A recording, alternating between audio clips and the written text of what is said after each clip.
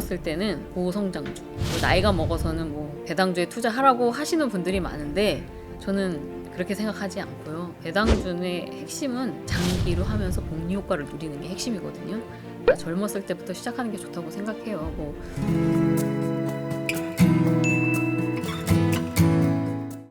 아무래도 이제 배당 투자를 하시는 분들은 말씀하셨지만 좋은 배당주를 고르는 게 첫 번째 그렇죠. 이제 것 같은데 책에도 나왔지만 쭈압의 5분 컷 종목 분석법 이런 거에 대한 내용들이 호응이 되게 좋아요. 어떤 건지 좀 설명해 주시면 좋을 것 같아요. 네. 배당주를 투자하는 입장에서는 사실 종목 분석하는 건 간단하고 쉽습니다. 그러니까 대략 10년간에 저는 그렇게 해요. 그러니까 제 경험을 쓴 거니까 제 10년, 그러니까 대략 10년간의 실적과 배당을 보시면 됩니다. 그리고 그러니까 거기 재무제표를 보시면 PBR, 배당률, 배당 성장 정도만 꾸준히 성장할 수 있다면 매수를 하는 거죠. 과감하게 하고 대신 과거 실적은 과거일 뿐이니까 당장 내년부터는 또 실적과 배당이 꺾일 수가 있거든요. 그래서 또 말씀드리지만 가장 중요한 것이 최대한 많은 종목으로 분산 투자를 해라. 그리고 한 종목을 딥하게 연구를 해봤자 알 수 있는 건 또 한계가 있어요. 그쵸, 근데 물론 전문가급으로 정말 분석하시는 분들 계세요. 그러니까 테슬라 같은 경우는 거의 뭐 전문가시더라고요. 하나만 맞죠. 계속 네. 쭉 파시니까. 근데 저 같은 경우는 오히려 가볍게 정말 휴리스틱하게 종목을 고르고 대신 분산 투자와 장기 투자하는 쪽이 안전하다 이렇게 말씀을 드리고, 그러니까 아까도 말씀드린 이 방법이 못 믿었다 싶으시면 말씀드린 대로 고배당 ETF를 사서 모아 가시는 것도 좋다고 생각을 해요. 또 반대로 하셔도 됐고, 그러니까 배당 투자는 결국은 장기 투자하고 복리 효과를 최대한 누리는 것이 가장 안전한 방법이라고 생각을 합니다. 그 제가 한번 주식 갖고 계신 거 살짝 보니까 우선주가 좀 많으시던데 네. 그 우선주를 좀 선호해요. 선호하시는 이유가 있으실까요? 예, 선호하는 이유가 네. 일단 본주보다 음. 가격이 싸잖아요. 그쵸. 그러니까 네. 똑같은 배당을 받더라도 배당은 똑같나요? 배당을 받더라도 좋죠. 똑같죠. 그래서 일단은 우선주를 들어가고 그다음에 우선주랑 보통주랑 차이가 많이 나는 종목. 왜냐하면 결국은 본주를 따라가거든요. 그래서 우선주를 좀 선호하는데 제가 퇴직하면 항상 이제 올랐으니까 말씀드릴게요. 퇴직하면 GS우나 네. 뭐 하나사무비에 몰빵할 거다. 좋은 주식이다 말씀을 드렸어요. 근데 제가 미리 너무 말을 했나 봐요. 물론 저 때문에 그러진 않았겠지만 제가 그렇게 영향력 있는 사람은 아니니까. 근데 너무 올라서 못 사겠더라고요. 어쨌든 좋은 주식을 맞추신 건 맞네요. 그만큼 올랐다는 거니까. 그렇죠. 네. 지금 이제 뭐 재무제표도 이제 뭐 일반 사람들이 잘 보기 좀 어려운 면도 있지만 어쨌든 재무제표 같은 것들을 보고 좀 좋은 주식과 나쁜 주식을 좀 구별할 수 있다면 어떤 방법이 있을까요? 그러니까 최소한의 공부가 재무제표 보는 정도까지예요. 그러니까 뭐 이게 딱 보면 여기 실적 이렇게 나오고 PBR 이렇고 EPS 이렇고 주가당 순이익 이렇게 보시는 거가 눈에 딱 들어오실 정도는 공부를 하셔야죠. 하시고 그쵸. 결국은 오히려 나쁜 종목을 소거하는 방법이 분산 투자를 하는 입장에서는 더 중요하다고 보는데요. 꾸준히 흑자가 나는 게 아니고 뭐 어떤 애는 흑자 적자 뭐 이런 종목은 굳이 투자하실 필요 없고요. 그리고 실적 성장이 거의 없는 종목이나 배당 성장이 없는 종목도 패스하시고요. 네. 그리고 아무리 분산 투자를 하고 재무제표가 중요하다고 해도 분명히 재무제표를 보고도 알 수 없는 것들이 분명히 있어요. 그래서 아주 좋은 재무제표와 뭐 10% 이상 꾸준히 고배당을 주는 기업이라고 해도 어느 순간 비즈니스 모델이 없어질 수 있거든요. 네, 맞아요. 제가 얼마 전에 유튜브에서 봤는데 영국 왕실에 뭐 마차를 납품했던 기업이 있었는데 자동차 시대가 되면서 이제 뭐 자연스럽게 도태됐다라는 얘기를 들었는데 고배당주들이 기본적으로 사양 산업인 경우들이 많아요. 그래서 이 부분은 신경 쓰는 게 좋겠지만 사실은 알아채기가 쉽지가 않습니다. 그쵸. 네. 그래서 말씀드리는 게 장기 투자하시고 최대한 여러 종목을 사시라고 드리는 말씀이 이걸 알아채면 너무 좋잖아요. 뭐 며칠 전에 폭락됐을 때도 미리 말씀하시면 얼마나 좋겠어요. 근데 결국은 다 끝나고 난 다음에 다들 얘기하시잖아요. 그런 맞아요. 것처럼 찾기가 쉽지 않아요. 그러니까 분산 투자, 장기 투자를 추천드립니다. 알겠습니다. 어쨌든 재무제표 정도는 공부를 기본적으로 좀 해놓는 게 볼 수 있는 기본이 정도는 돼야죠. 왜냐하면 된다. 그거 네. 딱 보면 정말 5분 이거 괜찮은데 이렇게 네. 해서 사실 수 있어요. 네. 알겠습니다. 지금 이제 뭐 작가님처럼 어쨌든 차근차근 이 단계를 밟아 오셨고 또 소액부터 시작해서 네, 이제 맞아요. 하신 건데 지금 이제 투자를 해보고 싶은 분들도 종잣돈이 많지 않으면 소액부터 그렇죠. 해야 되는데 네. 이런 분들에게 좀 조언을 좀 해주시면 어떨까요? 그럼요. 그러니까 지금 이제 들어가시는 분도 우선 배당주를 시작하기 전에 그러니까 특히 젊은 분들의 경우는 금액이 얼마 안 되잖아요. 저도 첫 월급이 뭐 50만 원대 후반이었거든요. 그러니까 일단 코스피 200에 있는 시총이 큰 종목들을 한 종목씩 사보시는 거예요. 섹터별로 하나씩 사보고 인덱스 ETF 같은 것도 몇 종류 사보시고 네. 그런 걸 추천드려요. 그리고 돈도 얼마 안 들거든요. 이렇게 사보시면 본인이 선택한 주식에 대해서 공부를 안 할 수가 없어요. 계속 보게 되니까 보게 또. 되죠. 네. 그러면 전체 시장에 대한 공부가 잘 됩니다. 일단은 다 종류별로 사놓으면은 그래서 이렇게 보고 공부가 어느 정도 됐다 싶을 때 투자나 그 경험이나 철학이 생기면 가급적 저 같은 경우는 추천을 드리는 게 젊었을 때부터 배당주들을 골고루 모아가서 그러니까 장기 투자하면서 복리 효과를 직접 체험해 보시면 아마 느끼실 거예요. 그렇게 투자하시는 거를 권유드려요. 저는 뭐 1억을 먼저 모아라 이런 얘기는 드리고 싶지 않습니다. 그러니까 어쨌든 그렇게 소액으로 하면서 그렇죠. 좀 아까 말씀하신 근육도 좀 키우면서 그렇죠. 그렇게 해봐야 또 이게 잘 이루어질 수 있고 그렇죠. 이어갈 수 있는. 네, 배당주 받았다고 배당금 받았다고 그 돈으로 여행 가지 마시고 바로 다 투자. 그렇구나. 조금 더 이제 그런 금액이나 상황별로 포트폴리오를 조금 더 추천해 주신다면 어떨까요? 네. 그러니까 금액의 크기는 저는 상관없이 투자라고 말씀드리고 싶어요. 그러니까 돈 생기면 산다고 했잖아요. 그 마인드로 가지고 가셔서 습관을 들이시는 게 좋고요. 그러니까 적은 금액이라고 가볍게 보고 뭐 하이 리스크 종목들에 투자하시다 보면은 수익 보기도 힘들고 나쁜 습관이 생길 수가 있으니까 그렇게 습관이 생기면 나중에 고치기도 힘들어요. 근데 만약에 6개월이나 1년씩으로 기한이 정해진 돈이다라고 네. 생각을 하면은 고금리 예금에 넣는 게 차라리 낫다라고 차라리, 말씀드리고 예. 싶고 왜냐면 주식 투자는 언제나 반토막이 날 수 있거든요.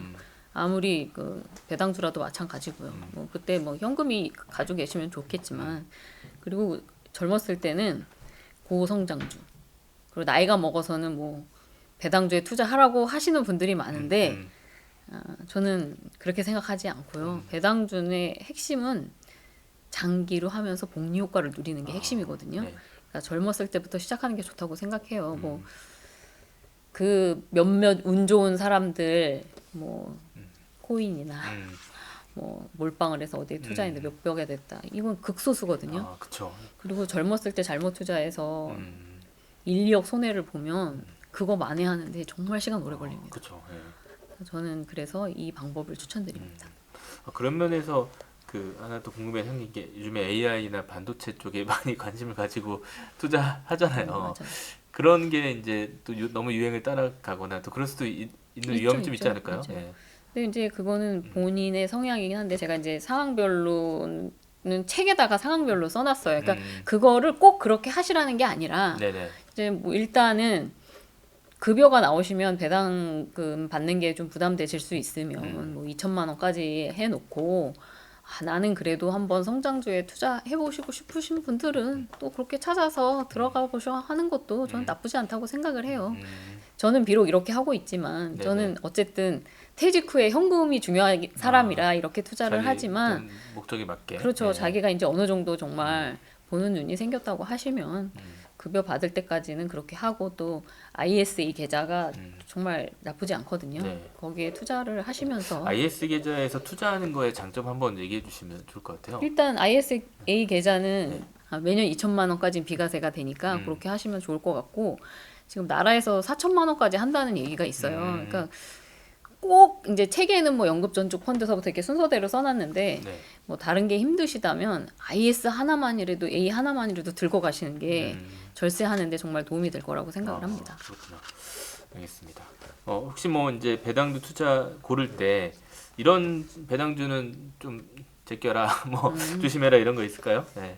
지금까지 말씀드린 네. 부분 참고하시면 될 거고 네네. 개인적으로는 배당 성향이 너무 높은 종목들은 좀 피하는 편입니다. 아, 그러니까 돈 벌어서 유보금 쌓아놓지 않고 그냥 배당으로 다 주는 종목들이 있어요. 그러니까 좋죠. 좋아 보이긴 하는데 저 같은 경우는 배당 성향이 한 30%대에 들어가는 걸 좋아해요. 그래서 앞으로 성향도 계속 늘어나고 주가도 늘어나는 그런 거를 기대할 수 있는 종목들을 선호하는 편이에요.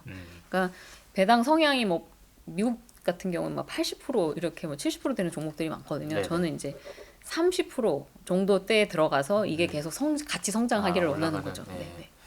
알겠습니다. 지금 이제 노후 준비에 대한 관심도 워낙 많다 보니까 또 이렇게 노후 준비도 책에도 쓰셨고 또 잘하고 계시잖아요. 좀 그런 부분에 대한 노하우도 같이 좀 얘기해 주시면 좋을 것 같아요. 그러니까 노후 준비를 하실 때 그 투자 수익률을 너무 무리한 기대 수익률을 잡지 마시라. 맞죠. 이상적인. 그렇죠. 왜냐하면 그 5에서 10%도 사실은 굉장히 힘든 거예요. 그러니까 정도 노리고 투자하시는 게 좋겠고요. 그리고 이 정도 기대 수익률을 또 보시려면 절세가 또 아주 중요해요. 그러니까 금융 투자 소득은 지금까지는 비과세지만 이제 또 금투세가 어찌 될지 모르잖아요. 네네. 그래서 최대한 연금 저축 펀드, IRP 계좌, ISA 계좌를 활용해서 투자하시는 게 좋아요. 그러니까 저는 IRP 계좌 너는 왜 안 했냐 뭐 이렇게 하시는 분들도 있는데 저는 현금으로 전체를 찾아서 개별 종목으로 투자를 해야 되기 때문에 네네. 또 그런 면도 있고요.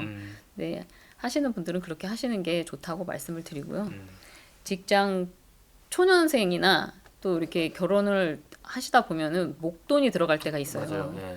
근데 그때 또 큰 돈이 필요하면 이 절세 계좌 같은 경우에 과도하게 집중하게 되면 그 돈 필요할 때 인출이 어려워요. 그 인출을 할 수는 있어요.